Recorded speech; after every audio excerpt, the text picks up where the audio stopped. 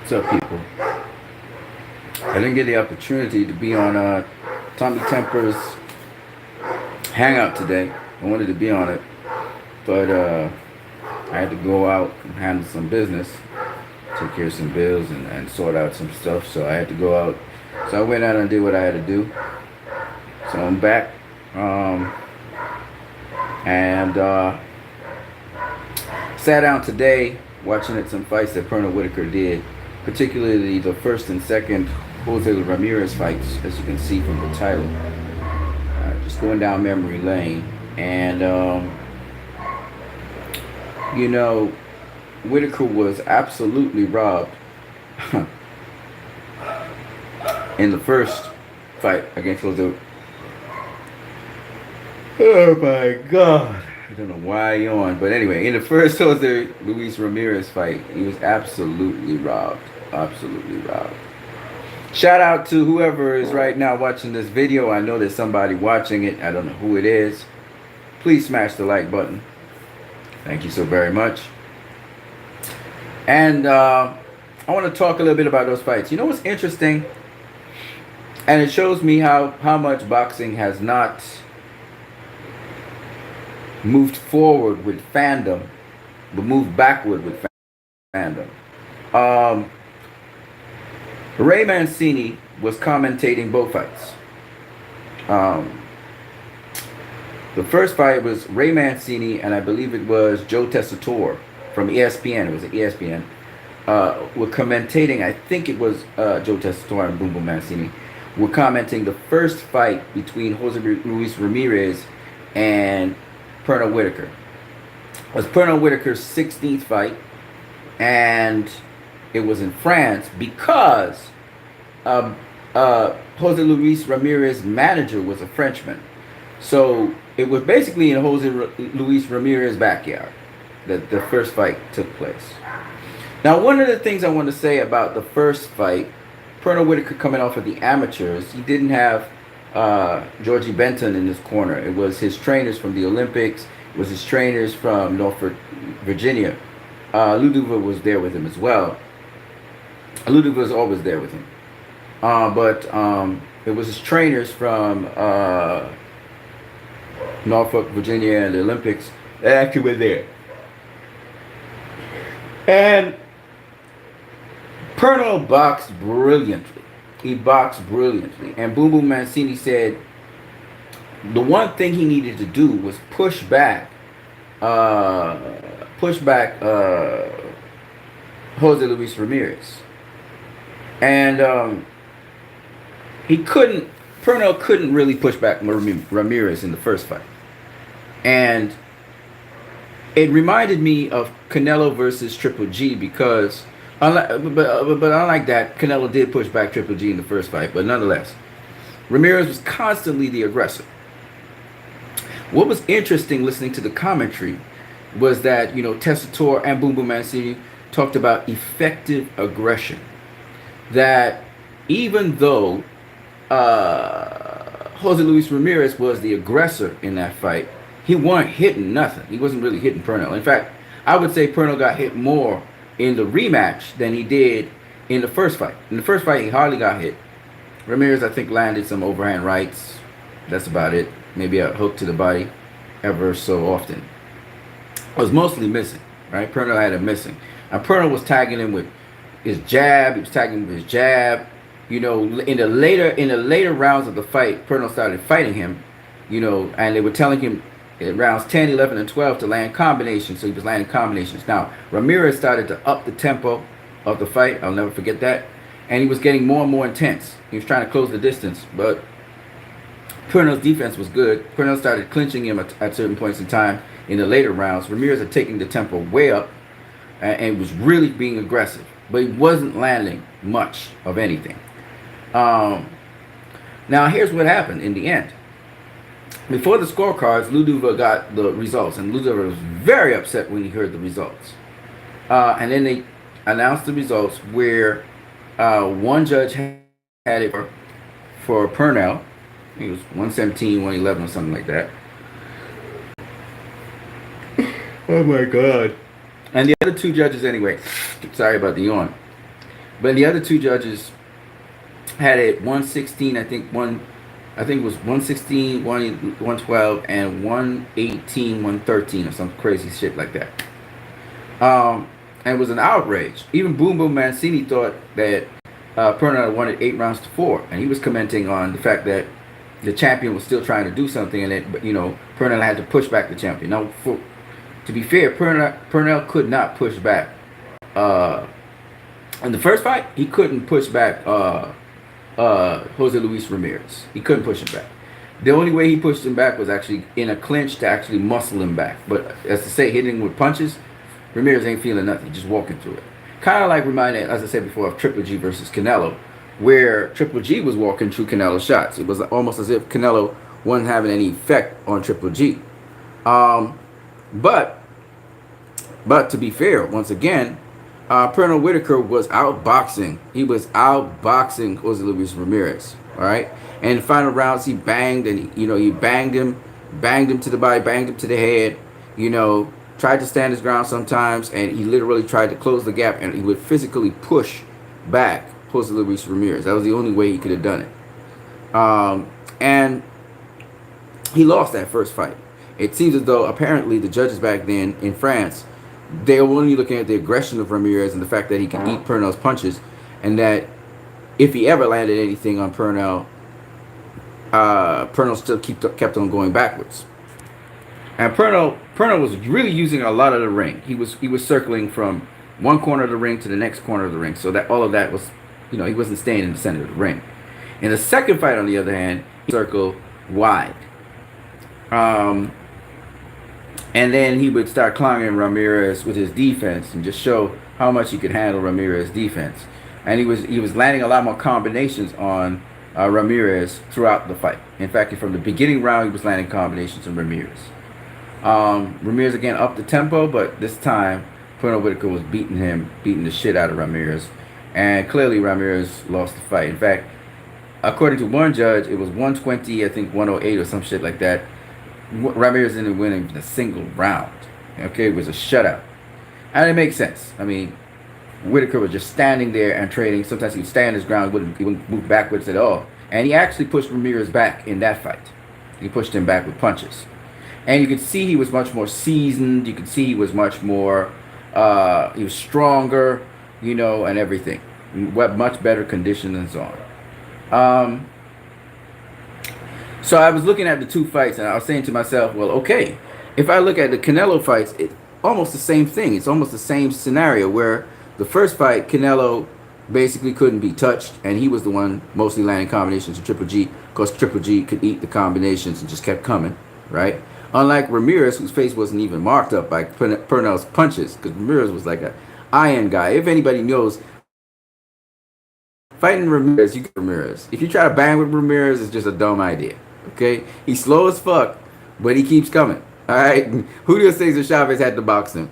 Boom Boom fucking Mancini had to box his ass. Because that motherfucker keeps coming. And you can hit him with the best shots, he just keeps coming. So,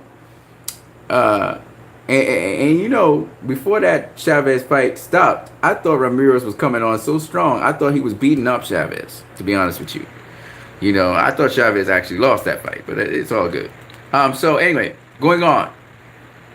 So, Triple G's the same kind of dude. He was tough. You could hit Triple G with combinations and stuff. Of course, Canelo and Danny Jacobs marked up Triple G's face. But, Triple G, the same kind of fight kind of happened, where Canelo, the first fight, was outboxing Triple G. He just fucking outboxed Triple G, and they said he lost the fight. And I was thinking about that. I was thinking about the fact that the common sentiment, of course, it was a lot of anti-Canelo stuff, but the common sentiment was that Canelo lost that first Triple G fight. And there's no way in fucking hell Canelo lost that first fight. That 9-3 by Adelaide Bird sounds more like what happened in that first fight. And it reminds me of what happened with Pernell Whitaker and Jose Luis Ramirez. And what's the sad thing? People called the first fight a robbery. And it indeed was, with Canelo versus Triple G. That first fight, Canelo should have won that first fight. I And I think about that over and over again. I'm thinking to myself, look at that. History repeated itself. But this time, the populace is against Canelo. They wanted Triple G to knock out Canelo. You know, Triple G was this great knockout artist. They wanted Triple G to knock out Canelo. And all of a sudden, you know, all of a sudden, Canelo lost that fight. And that's funny. You know, I was just thinking about that. And people say, oh, you comparing Canelo to Pernell Whitaker? What the fuck are you talking about? And I'm like, yeah, I am comparing Canelo to the first Ramirez fight against Pernell Whitaker. It was a bigger robbery because it wasn't even a draw. They swung it absolutely the opposite way because of aggression. But it was an effective aggression, right? Fast forward to the second fight with Pernell Whitaker versus Jose Luis Castillo. Jose Luis Ramirez, sorry.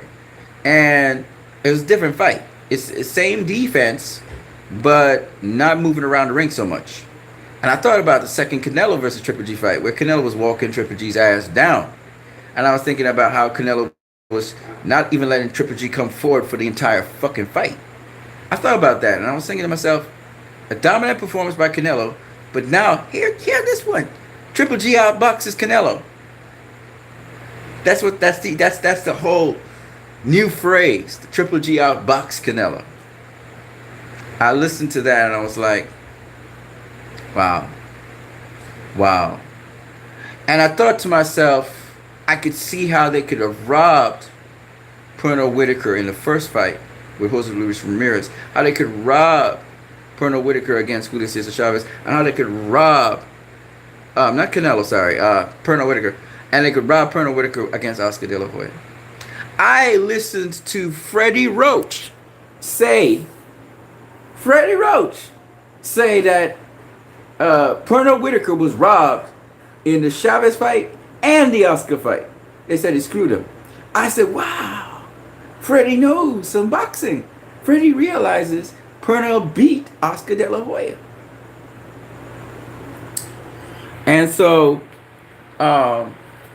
that's interesting. I thought Freddie Roach saying that was huge, you know, and they did Pernell wrong, but you know I was thinking about the fact that Pernell was moving so much in the first fight, and these European people probably didn't like it and didn't like it. He was kind of clowning Jose Ramirez, and he didn't really back him up. He never backed up Jose Luis Ramirez. And I think for some reason, that's not the criteria in boxing, but for some reason, they scored the fight for Jose Luis Ramirez in the first fight. And I'm thinking that's the same attitude and mindset. And by the way, those judges, they should be fucking fired. Because that ain't the 4 criteria. They went outside the 4 criteria. Because that ain't fucking effective aggression. Effective aggression results in you landing punches. It's not just pushing your opponent back. It's not just applying pressure and pushing your opponent back. You better start landing shit on your opponent, otherwise it's not fucking effective. Right? You gotta land something. Something. And when I say something, I mean power punches. Not jabs, unless it's a power jab. And Triple G's known for his power jab. Triple G's known for his power punching. Triple G's known for his body work, his combinations. And none of that he was able to accomplish against Canelo mostly throughout the fight, in the first fight. So I don't want to hear shit from nobody talking about Triple G beat Canelo in that first fight. Fuck no. We all have too much of a bias, you know, and this is not opinion. This is boxing 101. This is not my opinion. You know, it's fundamental boxing. There are 4 criteria in how you judge a fight. Let's start checking off the list. Defense. Who had the better defense in the first fight? Who had the better defense in the first fight with Pernell Whitaker and Jose Luis Ramirez? Pernell Whitaker. Clearly. Right? We don't have punch stats to support that, but whatever. In the first fight with Canelo versus Triple G, who had the better defense? Fucking Canelo. Now, if you want to dispute it and try and muddy the waters, you're going to talk about Triple G's jab, and you're going to talk about all kinds of shit, you know. But when you look at it, Triple G was missing like fuck. He ain't got a greater landing percentage than Canelo. Canelo had the more accurate landing percentage in that first fight. Canelo was the one landing the power punches in that first fight. He didn't throw as many jabs because Canelo knows you have to vary a jab. You don't just use the same fucking jab over and over again. And to tell me that Triple G out-jabbed Canelo, I asked people, because they say that's points. That's not how you do it. Your jab must be effective. The word is effective. That jab that he was trying to get Canelo with, which was touching Canelo all the time, is called a touch jab.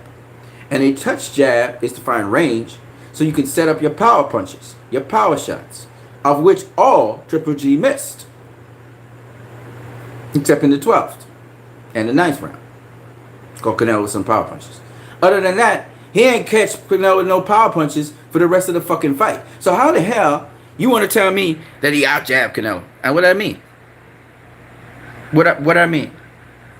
When Floyd was facing Jose Luis Castillo, his jab was not just to find range. His jab was to set up his power punches, which he landed on Castillo. Go watch the fight. Castillo did block some of them, but most of his power punches he landed on Castillo because he was just big and strong. And like Jose Luis Ramirez, unlike Julio Cesar Chavez, he'd keep coming. Except he comes intelligent. Right? He come off an angle. Right?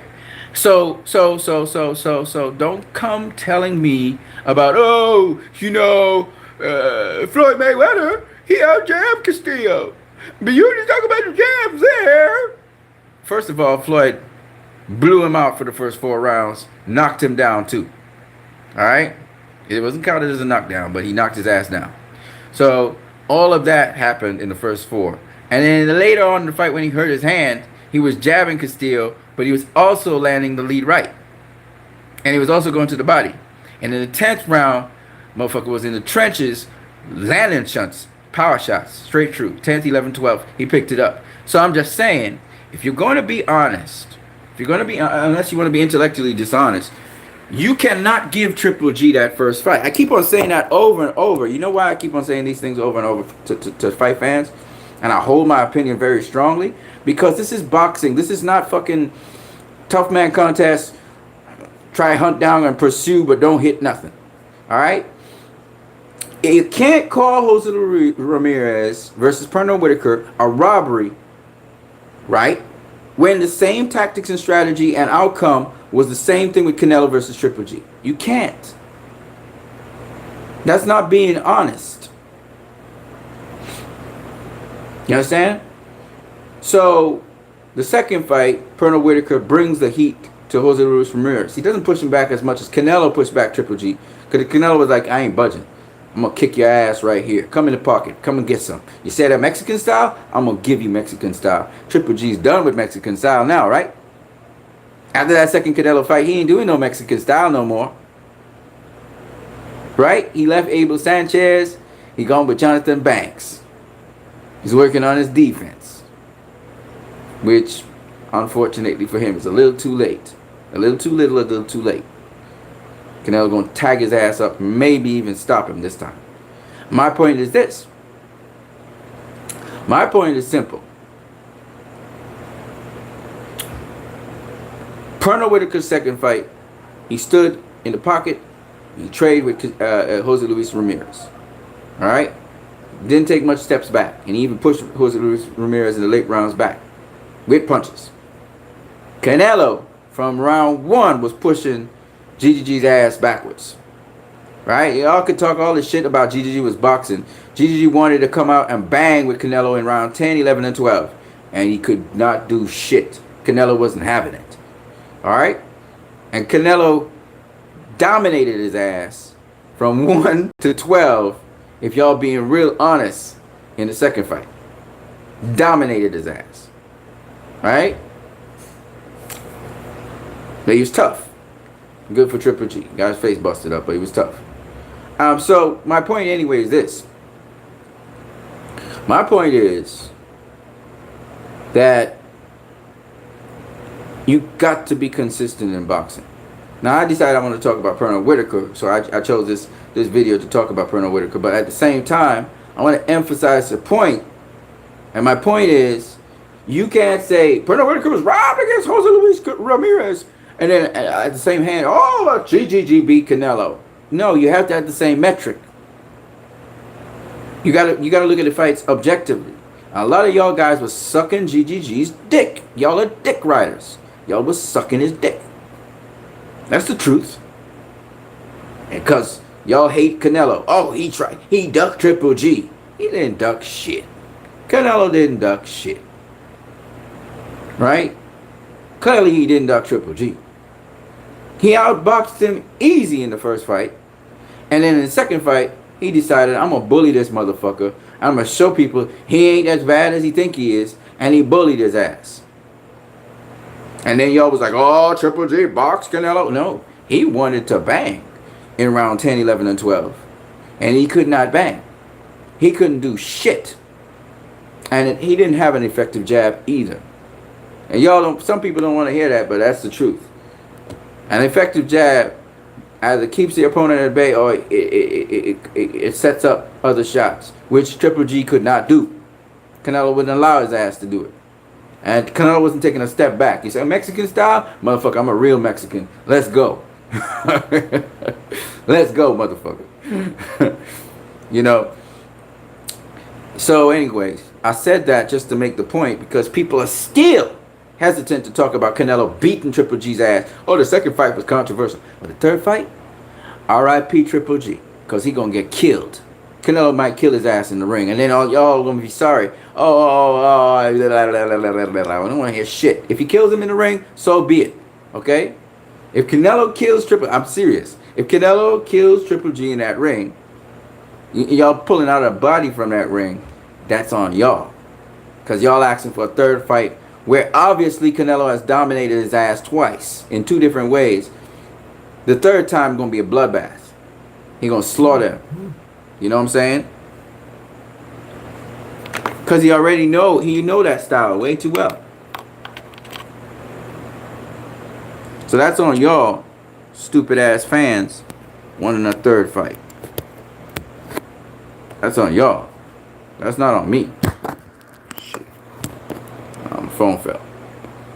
You understand? Because y'all stupid. So if he kills him, so be it. And trust me, Triple G, he trying to work on defense? No, motherfucker. Too little, too late. You're about to get tagged the fuck up again. Right? You don't want to face Demetrius Andrade because he gonna whoop your ass. And you will not face Canelo. You know you can't win that WBO belt. Demetrius Andrade gonna give you the work. You know that.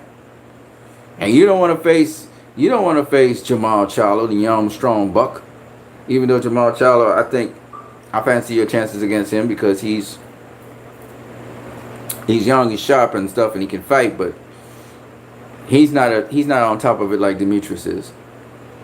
I fancy their chances more than your chance against Demetrius. But you know, they young and they strong, and you don't want to face that. You don't want none of that. You know, Triple G don't want none of that smoke. None of it. He trying to get the easiest fight he could possibly get, and then the Canelo fight so he can get some cash. And you know Canelo gonna whoop his ass, and if he survive to the end of the round, you know people gonna say it's controversial, even though he get his ass whooped. And this time his face looked like pulp. So you know if Canelo lay him out, because Canelo's a lot stronger now than the last two times. If Canelo lays his ass out cold, that's on y'all. You know, at least Danny Jacobs got defense. You know. But Triple G, he gets hit too flush, man. He gets hit too fucking flush. And that's not going to change anytime soon. You know, Jonathan Banks could do a little bit here, a little bit there, but it ain't going to change anytime soon. Alright? And so if Canelo kill him in the ring, I'm not going to shed a tear. Because this one's going to be a bloodbath. It's going to be murder. And Canelo going to kill him. That's what y'all setting up for. Because Canelo ain't want no fucking no trilogy with no Triple G. You know, he done mastered that dude long time ago. On the first fight. So if you kill him now, that's on y'all. And Canelo's already had a body already. Okay. He already Javier. It was Javier. What was it? Javier something. Yeah. He killed him in sparring. So Canelo doesn't have a problem committing murder in the ring. That's on y'all though. Because he will kill Triple G. He'll kill him. And that'll be on y'all. The man don't have no defense. He got a little bit of defense, but he ain't got no defense compared to Canelo and Danny Jacobs and Demetrius Andrade and even Jamal Charlo. They got better, significantly better defense than he does. And Billy Joe Saunders has better defense than him. You know, these guys got much better defense than Triple G. And so, I mean, you want to give Canelo easy money to kill a guy, suit yourself. You're stupid. The fans today are dumb fucks. That's what's up. You know, they're stupid. And the media be pushing this stupidity. A third Triple G fight. The first 2 fights were controversial. Get the fuck out of here with that shit. Get the fuck out of here with that shit. So anyways, I watched the 2 Pernell Whitaker fights. Those 2 fights. And I just really wanted to share that with you guys. You guys should go check it out, man. Go check out his early fight with Jose Luis Ramirez. It's a good fight. And he outboxed Ramirez. It's just what it is. When the verdict came down, he fell on the ground, and you could see he was in pain. And when he won the second one, he was in great rejoicing. Of course, he had it in his hometown this time, with the Norfolk, Virginia people, and whoopie ding, man, they did it. You know what I'm saying? Pernell Whitaker. So they used to call him Pete. For some reason, they call him Pete instead of Pete, which is interesting. So anyways, I wanted to share that with you guys. You guys should really go down memory lane. Watching all Pernell Whitaker's fights, man. There was some good-ass fights out there. So I'm done with transmission for this time. It's almost 8 o'clock. I gotta go drink some more water. I gotta eat some more food. And I wish you guys a good night. If anybody's doing any more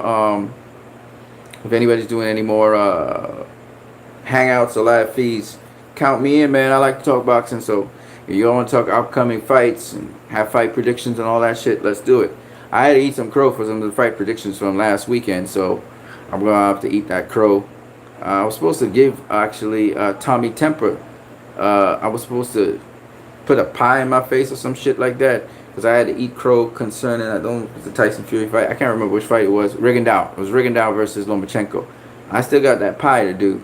So I hope that Tommy Temper remembers I got to put that pie in my face. I'm going to let everybody need to see that. So we're going to get it done. Don't worry. All right, man. You guys have a good one. Have a good night.